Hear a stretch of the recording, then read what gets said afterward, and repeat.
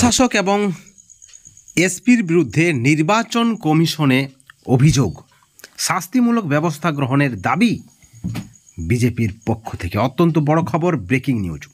তৃণমূলের সঙ্গে অশুভ যোগ।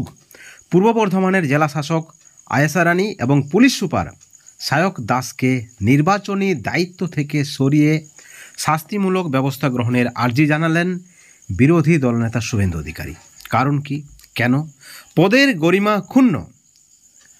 বন্ধুগণ, গত 16 আগস্ট শনিবার বর্ধমান শহরে কার্জন গেট চত্বরে তৃণমূল কংগ্রেসের খেলা হবে দিবসের অনুষ্ঠান মঞ্চে পূর্ব বর্ধমান জেলা তৃণমূল কংগ্রেসের সভাপতি তথা কাটোয়ার বিধায়ক রবীন্দ্রনাথ চট্টোপাধ্যায়ের ডান দিকের চেয়ারে বসে থাকতে দেখা যায় জেলাশাসক আয়েশা রানীকে, এবং ঠিক অপর দিকে বাম দিকে বসেছিলেন পুলিশ সুপার সায়ক দাস।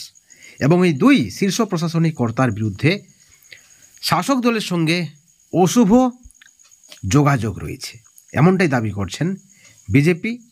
এবং বিজেপির পক্ষ থেকে নির্বাচন কমিশনে অভিযোগ জানানো হয়েছে। তিনি আয়েশা রানী এবং সায়ক দাসের মতো রাজনৈতিকভাবে সংশ্লিষ্ট কর্মকর্তাদের নির্বাচনী দায়িত্ব থেকে বিরত রাখার মতো ব্যবস্থা গ্রহণের আর্জি জানিয়েছেন নির্বাচন কমিশনে।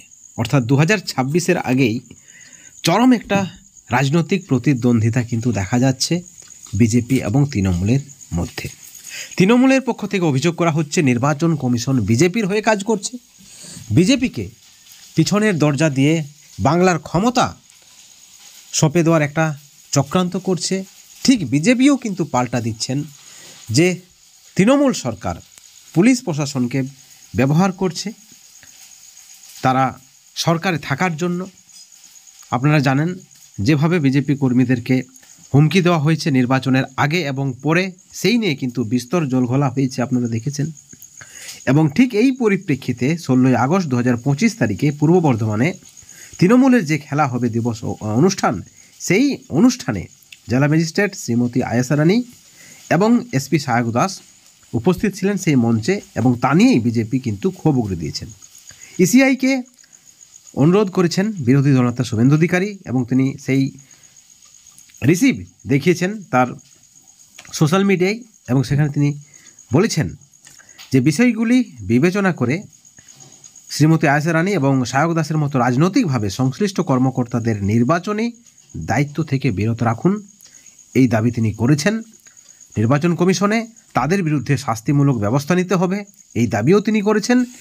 এবং রাজনৈতিকভাবে আপোষহীন কর্মকর্তাদের নির্বাচনী প্রক্রিয়া থেকে বাদ দেওয়ার জন্য একটি ব্যবস্থা গ্রহণের আর্জি তিনি নির্বাচন কমিশনে করেছেন। বন্ধুগণ, শুভেন্দু অধিকারীর এই যে অভিযোগ, এই অভিযোগ অত্যন্ত বড় অভিযোগ রাজনৈতিক প্রেক্ষাপটে, এবং এই ভিডিওর পরিপ্রেক্ষিতে আপনাদের মতামত আপনারা আমাদের চ্যানেলের কমেন্ট সেকশনে কমেন্ট করে জানাবেন, কারণ আপনাদের মতামত অত্যন্ত মূল্যবান আমাদের কাছে, রাজ্যের মানুষের কাছে। ভালো থাকবেন, সুস্থ থাকবেন, কিন্তু কোনো ধরনের হিংসা থেকে, দুর্নীতি থেকে দূরে থাকবেন।